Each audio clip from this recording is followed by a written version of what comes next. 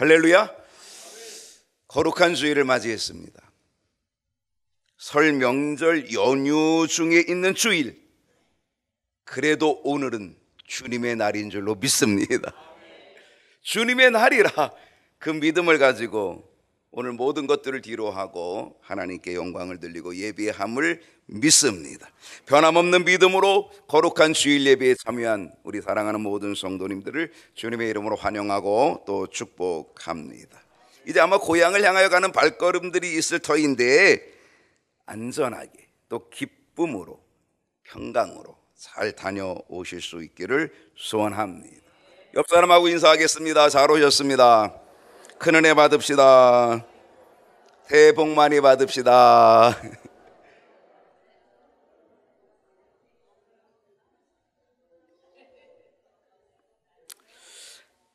네, 오늘 우리 장례식 때문에 미국 뉴저지에서도 식구들이 왔고요. 오늘 이철재 김경희 집사님이 캐나다 딸로 거의 이민 가다시피 가셨다가 잠깐 이렇게 또 나와서 오늘 예배를 드리게 됐습니다. 아마 3, 4월까지 아마 한국에 머무르다가 다시 캐나다로 돌아가게 될 텐데 오늘 두 분 함께 또 예배 드려서 감사를 드립니다. 네, 오늘 1월의 마지막 주일 함께 나눌 말씀의 제목은 여전히 똑같습니다. 예수님께서 하신 일, 5번째 시간입니다. 예수님께서 하신 일은 어떤 것들이 있었나요? 그 첫 번째는 태어나심입니다. 하나님이 사람으로 오신 것이죠. 하나님이 사람이 되셔서 아기 예수님으로 이 땅에 오신 것, 그날이 성탄절이죠. 태어나셨습니다. 그리고 예수님은 세례를 받으셨습니다. 그 세례 받으심은 하나님의 나라를 세우는 사명의 길의 출발점이 되었습니다. 그리고 그 세례를 통하여서 이는 내 사랑하는 아들이다, 내가 너를 기뻐하노라라고 하는 하늘의 음성이 들려오면서 예수님은 드디어 이 땅에 당신의 모습을 보여주시고 나타나시는 현현, 태어나신 우리 주님이 이제는 하나님의 사역을 위하여 그 몸을 나타내 보이신 출발점이 세례였습니다. 그리고 세례를 받으신 다음에 예수님은 뭐 하셨어요? 시험 받으셨습니다. 광야에 40일 동안 금식기도 하시고 그 금식기도에 굶주린 것을 이미 마귀는 알고 그리고 마귀가 예수님을 시험합니다. 몇 가지로? 3가지로. 육신의 정욕, 안목의 정욕, 이생의 자랑, 이 3가지를 가지고 예수님을 시험하지만 예수님은 결코 넘어가지 않습니다. 넘어지지 않습니다. 그리고 마귀의 시험을 승리하셨습니다. 이제 예수님께서 하신 또 다른 일이 있습니다. 무엇일까? 그것은 제자 삼으심입니다. 누가복음 6장 13절 말씀 다 같이 한번 읽어보겠습니다. 누가복음 6장 13절 시작.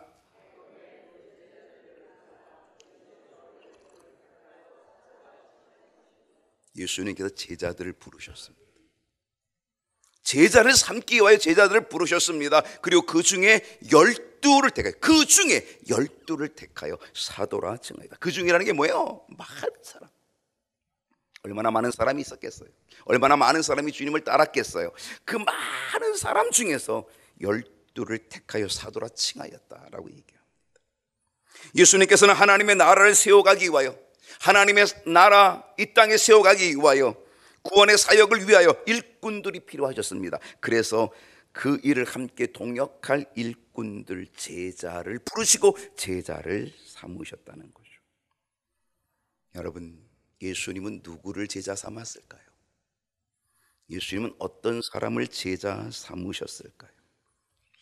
우리가 일반적으로 생각할 때 예수님의 제자 정도 되려면 어느 수준이어야 할까? 한번 생각해 보십시오. 하나님의 아들이신 예수님의 제자가 되려면 어느 수준이어야 할까? 적어도 대학은 나와야 되지 않을까요? 적어도 어떤 부분에 전문 지식이 있어야 되는 것 아닐까요? 능력이 있어야 되는 것 아닐까요? 여러분, 예수님의 제자인데 하나님의 아들 예수님의 제자가 되어야 된다면요, 아마 대단한 능력을 가진 사람이라고 그렇게 생각하기가 쉽다라고 하는 거죠. 그래야 하나님의 나라의 일꾼, 그래야 하나님의 나라를 세워갈 것 아니겠습니까? 그만한 능력이 있어야. 근데요, 예수님께서 제자로 부르고 제자로 삼은 사람들은요, 특별한 사람이 아니었다는 거예요. 대단한 사람이 아니었다는 거예요. 우리가 생각하는 능력 있는 사람들이 아니었다라고 하는 거예요. 마태복음 4장 18절 보겠습니다. 다 같이 읽습니다. 시작.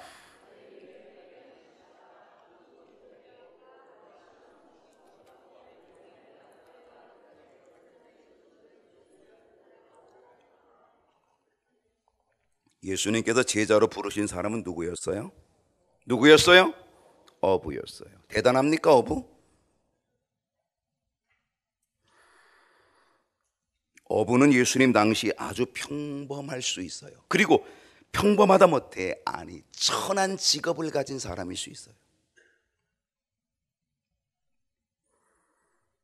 예수님께서 제자를 삼은 사람은 누구였다? 어부였다는 겁니다. 여러분, 예수님이 12명을 제자로 삼는데 가장 먼저 예수님의 처음 제자가 된 사람은 누구였다? 어부였다는 거예요. 놀라운 일입니다. 마태복음 4장 19절을 보게 되면 말씀하시되 나를 따라오라. 내가 너희를 사람을 낚는 어부가 되게 하리라. 예수님은 그 당시 평범하고 아니 천한 직업을 가진 어부를 당신의 제자로 부르시고 삼았다는 거죠. 하나님 나라를 세우는 중요한 일꾼으로 그들을 세워줬다는 거죠. 부르셨다는 거죠. 여러분, 어떤 능력이 있으십니까? 어떤 이생의 자랑이 여러분 있으십니까? 예수님이 부르시는 부름의 사람, 예수님이 제자 삼은 제자로서 쓰임받은 사람, 그 사람들은 능력자가 아니었다는 거죠. 이생의 자랑이 있는 사람도 아니었다는 거죠. 그저 평범하고 아니 천한 직업을 가지고 있는 어부였다는 거죠. 어쩌면 세상적으로 말하면 별 볼 일 없는 사람일 수 있겠지만, 그러나 예수님은 별 볼 일 없는 사람, 그 어부, 갈릴리 바다에서 고기잡이 하는 어부, 그들을 부르셔서 하나님 나라의 일꾼으로, 하나님 나라의 동역자로, 제자로 세워주셨다는 거죠. 삼아주셨다는 거죠. 고기를 낚는 어부가 아니라 사람을 낚는 어부가 되게 하시겠다고 하면서 그들을 제자로 부르셨다는 것. 어부를 제자로 부르셨습니다. 또 누구를 부르셨을까요? 마태복음 9장 9절을 보겠습니다. 예수께서 그곳을 지나가시다가 누구예요? 마태라 하는 사람이 세간에 앉아 있는 것을 보시고 이르시되 나를 따르라 하시니 일어나 따르니라. 예수님께서 부르신 사람은 누구였어요? 마태였습니다. 마태의 직업은 세리. 예수님 당시 세리는요, 어떤 사람이었습니까? 예수님 당시 세리는 죄인의 대명사입니다. 그 당시 죄인은 두 부류, 죄인의 대명사로 불리워지는 두 부류의 사람이 있었습니다. 누구였어요? 세리와 창녀였습니다. 그 당시 죄인하면 세리, 그 당시 죄인하면 누구? 창녀. 그러니까 이 세리는 창녀와 동급의 죄인입니다. 그런 세리를, 그런 마태를 예수님이 제자로 부르셨다는 것입니다. 사람들에게 손가락질 받고 있는 세리, 예수님은 그런 세리 마태를 예수님의 제자로 불렀다는 거죠. 오늘 우리가 마태복음을 보고 있습니다. 여러분, 이 마태복음을 누가 썼나요? 마태가 썼습니다. 바로 이 마태가 썼습니다. 놀랍지 않습니까? 우리 주님은 죄 많은 사람도 당신의 제자로 부르셨습니다. 그리고 그를 변화시켜서 하나님 나라의 일꾼으로 사용하여 주신 줄 믿으시기를 소원합니다. 나 같은 죄인도 주님은 불러주십니다. 나 같은 죄인도 하나님이 써주신다는 사실을 여러분 이 소망 가운데 바라볼 수 있기를 축복합니다. 또 누구를 부르셨을까요? 누가복음 6장 15절을 보게 되면 마태와 도마와 알페오의 아들 야고보와 셀롯이라는 누구? 시몬. 여기 몇 사람이 나옵니다. 마태도 나오고 도마도 나오고 알페오의 아들 야고보도 나오는데요, 저는 여기서 주목해야 될 한 사람이 있습니다. 그 사람이 누구냐면 마지막에 나오는 시몬입니다. 시몬. 유대인들은요, 이름이 이 똑같은 사람들이 많이 있습니다. 우리도 똑같은 사람들 많이 있죠. 이름. 예. 제 이름도요, 나만 있는 줄 알았더니 아니더라고요. 영화 배우도 있고 축구 선수도 있고. 시몬. 여러분, 베드로의 본명이 뭔지 아세요? 시몬입니다. 요한의 아들 시몬아. 베드로의 본명이 시몬입니다. 근데 예수님께서 그 베드로의 본명 시몬이라는 이름을 바꿔주셨습니다. 뭐로 바꿔줬어요? 너는 반석이라, 너는 게바라 하리라, 너는 베드로다. 반석이라고 하는 이름으로 바꿔주셨습니다. 베드로의 본명은 시몬입니다. 그래서 그 시몬 베드로와 달리하기 위해서 여기서 시몬인데, 또 다른 시몬인데 셀롯이라는 시몬이라고 그렇게 기록을 했습니다. 여기서 셀롯이라고 하는 것은요, 열심당원을 얘기합니다. 열심당입니다. 열심당. 셀롯 당, 열심당. 우리는 무슨 당이 있어요? 국민의힘, 더불어민주당, 자유한국당, 통일한국당, 이런 것들이 있는데, 네. 지금 이 이스라엘 백성들, 이 유대 팔레스틴은요, 어떤 상황이냐면 누가 점령하고 있어요? 로마가 지배합니다. 로마가 다스립니다. 로마의 전차부대, 그 로마의 군합발 속에 지금 압제를 당하고 있습니다. 여러분, 유대인들의 민족적 자존심은 무지하게 셉니다. 세계적으로 민족적 자존심이 가장 강한 민족하면 유대인일 것입니다. 그 유대인이 민족적인 그 자부심이 강한데 지금 뭐 하고 있어요? 지금 침략을 당했어요. 로마로부터 침략을 당해 로마의 지배를 받고 있어요. 그러니까 그 민족적 자존심을 가지고 있는 사람들, 그들이 누구예요? 셀롯인, 그 셀롯 당, 아주 열심당원들. 그러니까 지금 우리가 다시 말하면 뭐예요? 독립운동가들. 이 로마를 무찔러내고 로마를 몰아내고 우리 이 민족이 다시금 독립해야 돼, 다시금 서야 돼 라고 하는 그 열심당원, 그 셀롯 당입니다. 그 셀롯 당원 중에 한 사람이 누구냐? 시몬입니다. 예수님은요, 정치적인 열정을 가지고 있는 이 시몬을 제자로 부르셨습니다. 그리고 야 시몬아, 너 셀롯 땅, 너 이 민족의 어떤 그거보다 더 중요한 거는 하나님의 나라를 세우는 게 더 중요해. 그래서 그를 부르신 겁니다. 제자로 부르신 겁니다. 그리고 그 셀롯 땅, 그 열심 당원했던 시몬이 열심을 냅니다. 무엇을 위해서? 이제는 민족주의를 위해서 열심을 내는 게 아니라 이제는 하나님의 나라의 일을 위하여 열심을 내는 거죠. 그 제자로 부르신 거.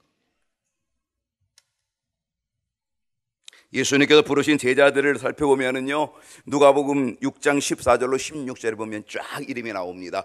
곧 베드로라고도 이름을 주신 시몬과, 시몬 나오죠. 베드로, 시몬 베드로, 시몬과 그의 동생 안드레와, 그 다음에 그의 이웃이었던 같은 어부였던 야고보와 요한, 그리고 필립, 바돌로메. 이 바돌로메는 나다나엘과 같은 거죠. 네, 바돌로메와 마테와 도마와 알페오의 아들 야고보와 셀롯이라는 시몬과 야고보의 아들 유다. 여기 유다가 또 있어요. 야고보의 아들 유다. 그래서 헷갈리지 않도록 야고보의 아들 유다, 그리고 또 다른 유다가 있습니다. 예수를 팔 가룟 유다.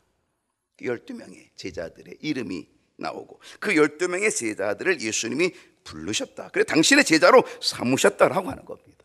근데 중요한 것은 뭔지 아십니까? 자, 오늘의 포인트입니다. 예수님께서 제자로 부르신 부르심의 기준이 뭐냐는 거예요. 이 12명을 택했는데, 수많은 사람들도 12명을 택했는데 그 12명, 그 부르심의 기준은 무엇이었을까라고 하는 거죠. 그 첫 번째가 뭐냐면 은혜입니다. 여러분, 예수님께로부터 부름을 받았다는 그 자체는 은혜입니다. 은혜가 아닌 것 같아요. 여러분은 은혜입니다. 예수님의 제자가 되는 자격 기준이 능력이 아니었습니다. 서울대학을 나오고 하버드 대학을 나오는 능력이 아니었습니다. 예수님의 제자가 되는 자격 기준은 사회적인 지위도 아니었습니다. 좋은 직업을 갖는 것도 아니었습니다. 자랑할 만한 이생의 자랑거리도 아니었습니다. 오직 은혜였습니다. 지금도 나를 부르고 나를 써준다고 생각하면, 지금도 여러분이 쓰임받고 있다고 생각하면 그것은 은혜인 줄로 믿습니다. 여러분 어디에 쓰임받고 계십니까? 여러분 교회에서 어느 구석에 쓰임받고 계십니까? 여러분이 쓰임받고 있다면 그것은 은혜임을 믿습니다. 쓰임 받을 때 쓰임 받으십시오. 주님이 쓰시고자 할 때 쓰임 받으십시오. 핑계하지 말고 불평하지 말고 있는 그대로 쓰임 받으십시오. 그것이 바로 은혜임을 믿습니다. 어부가, 그 당시 직업으로 보면 하찮은 직업, 그 어부가, 하찮은 직업의 어부가 예수님의 제자로 쓰임 받는다면 그것은 은혜입니다. 모든 사람이 손가락질하는 죄인의 대명사 세리 죄인, 그런데 그가 예수님의 제자로 하나님의 나라를 위하여 쓰임받는다면 그것은 은혜입니다. 의심투성이인 사람이 예수님의 제자로 쓰임받는다면 그것 또한 은혜입니다. 교사로 쓰임받고 찬양대원으로 쓰임받고 속장으로 쓰임받고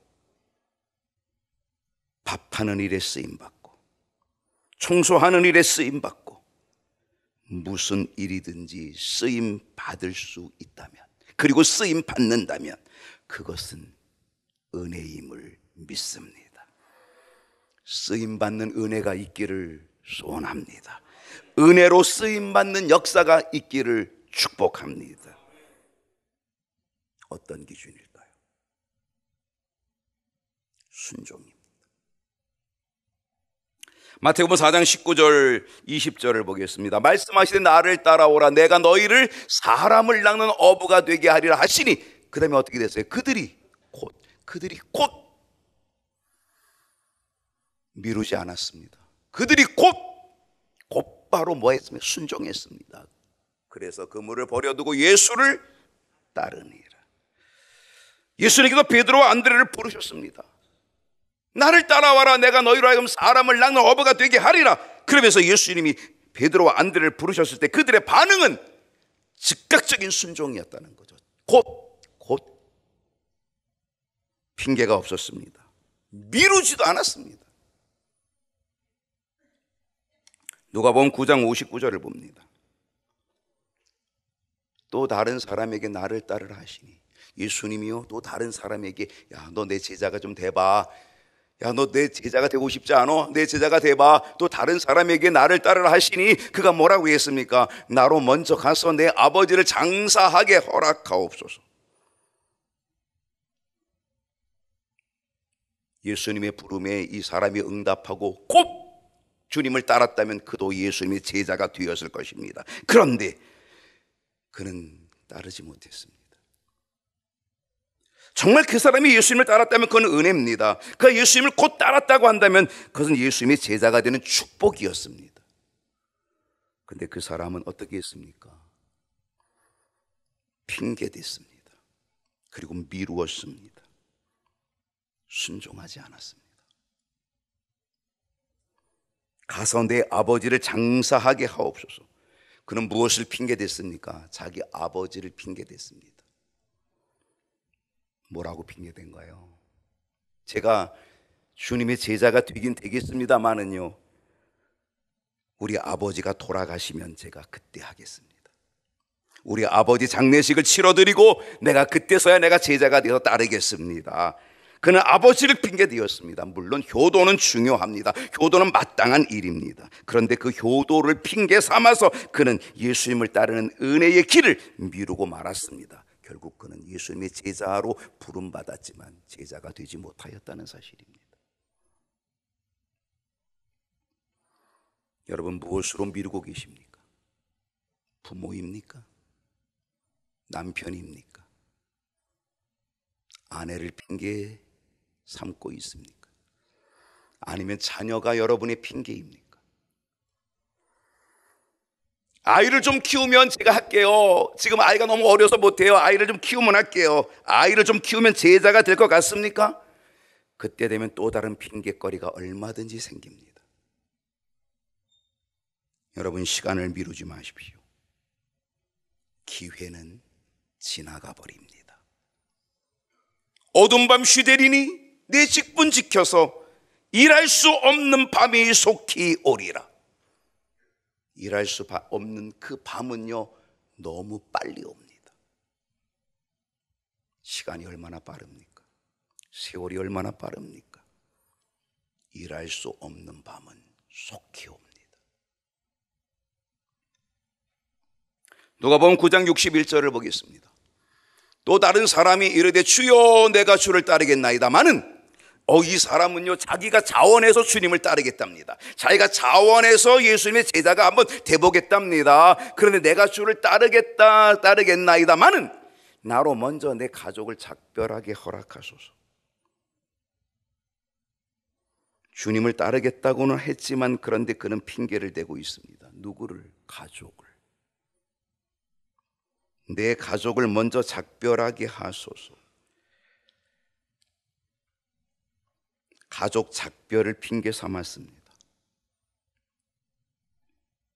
아마 예수님이 그래 너 가족한테 가서 그럼 작별하고 와라 그랬으면요, 그 사람이 작별하고 왔을 것 같아요.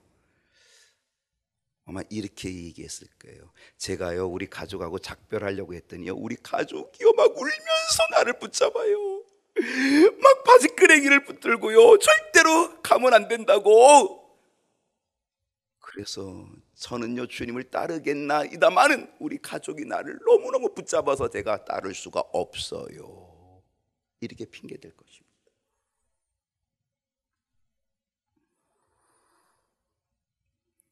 그는 가족을 핑계로 삼고 싶습니다. 가족이 놓아주지 않으면 어떻게 할지 가족을 핑계 삼아서 결국은 그는 제자의 길을 걸어가지 못하였다는 거죠. 예수님 뭐라고 말씀하셨을까요? 62절을 보면 예수님이 그에게 이렇게 말했습니다. 손에 쟁기를 잡고 뒤를 돌아보는 자는 하나님의 나라에 합당하지 아니하니라. 여러분, 순종이 얼마나 중요한지 아셔야 합니다. 그것도 즉각적인 순종이 얼마나 중요한지 알아야 합니다. 미루는 일, 핑계대는 일, 뒤를 돌아보면 안 된다는 겁니다. 그러면 우리는 하나님의 나라에 합당한 자가 될 수 없다, 우리 주님 말씀하십니다. 마태복음 4장 20절 다시 돌아봅니다. 그들이 곧 그물을 버려두고 예수를 따르니라. 예수님이 베드로와 안드레를 제자로 부르실 때에 그들은 즉각적으로 순종했습니다. 즉각적으로 따랐습니다. 곧이라고 했습니다. 미루지 않았습니다. 핑계대지 않았습니다. 얼마나 많은 핑계거리가 있었을까요? 있지요. 그러나 핑계대지 않았습니다. 곧 예수를 따랐습니다. 마태복음 9장 9절을 보게 되면은요, 마태라는 사람이 세간에 앉아 있는 것을 보시고 이르시되 나를 따르라 하시니, 이 마태가 세간에 앉아 있다가 돈 계산하고 있다, 돈 받고 있다가 아이고 이 돈 좀 챙기고요, 이 돈 좀 계산하고요, 이거 마무리하고요. 아니에요. 곧 그냥 예수님을 따랐다는 거죠.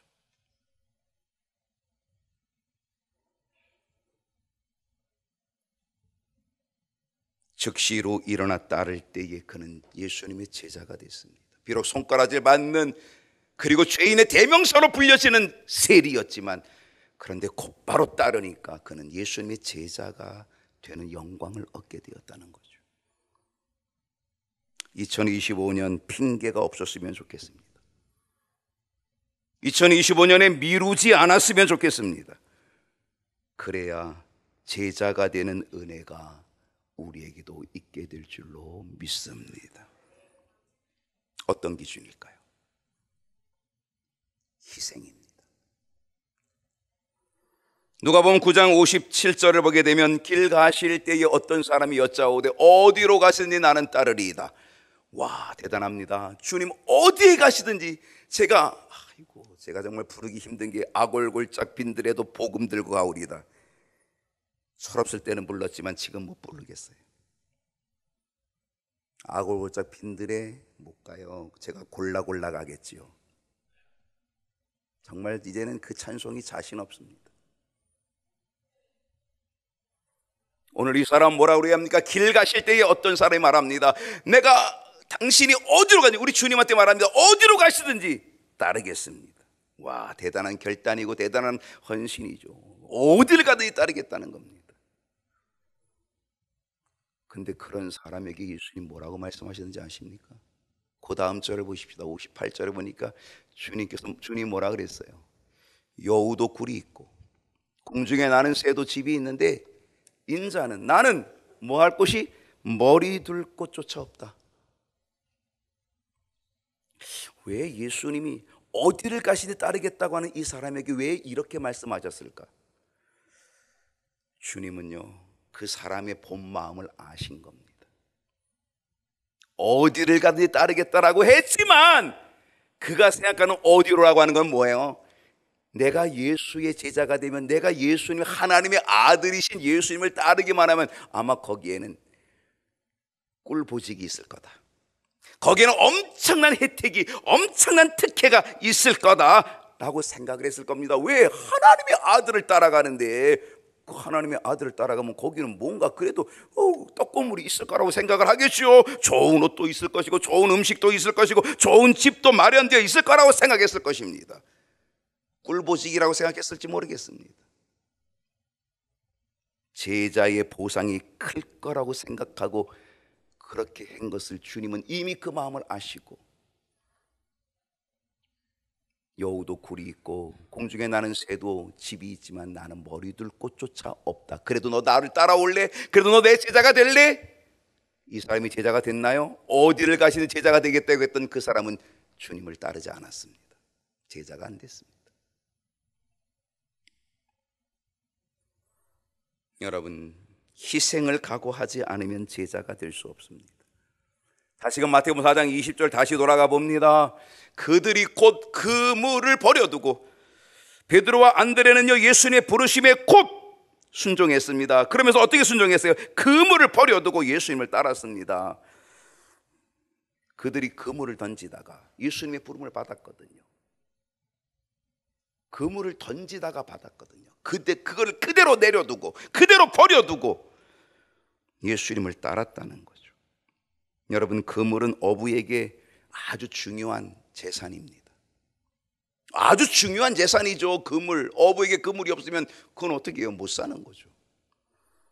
근데 자기에게 그렇게 중요한 재산인 이 그물을 버려두고 예수를 따랐다는 것. 22절을 보겠습니다. 그들이 곧 배와 아버지를 버려두고 예수를 따르니라. 이번에는 야고보와 요한을 불렀습니다. 그랬더니 이 야고보와 요한은 그물뿐 아니라 배와 아버지조차 버려두고 예수를 따랐다는 겁니다. 내가 주를 따르겠습니다마는 내 아버지를 장례식 치르고 따르겠다라고 했던 그 사람, 결국 제자가 되지 못했습니다. 아버지를 핑계댔던 그는 제자가 되지 못했습니다. 그런데 오늘 여기에 아버지도 버려두고 배도 버려두고, 이 배는 그물보다 훨씬 더 값어치가 높겠지요. 자기에 있는 모든 것, 전 재산 다 내려놓고, 그리고 아버지조차도 내려놓고 그는 예수님을 따르게 되었다. 그래서 이 야고보와 요한은 예수님의 제자가 되었다는 것입니다. 주님의 제자가 되는 길을 가기 위해서 우리는 무엇이 필요합니까? 희생이 필요하다는 거죠. 여러분, 어떤 희생을 감수하실 수 있겠습니까? 지금 여러분은 어떤 희생을 감수하고 계십니까? 그 희생이 없으면 제자의 길을 갈 수가 없습니다.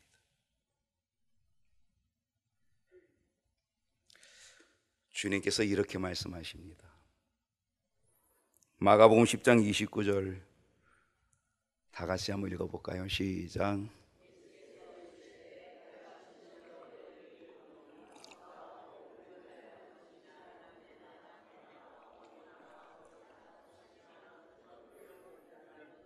주님이 진실로 말한다.